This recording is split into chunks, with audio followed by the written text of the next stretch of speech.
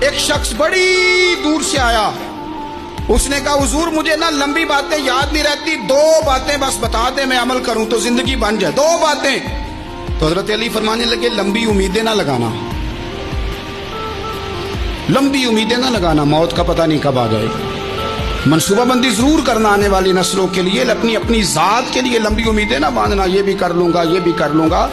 ہم ریٹائر نہیں ہوتے زندگی بھر، پلان پہ پلان، پلان پہ پلان۔ تو اگر ہم پلان کر رہے ہوتے ہیں تو جو ہمارے نیچے ہوتے ہیں وہ ہمیں ریٹائر کرنے کا پلان کر رہے ہوتے ہیں۔ اولادیں تک والدین کو کمزور کرنے کے در پہ ہوتی ہیں کہ اب یہ ہٹے تو ہماری باری آئے۔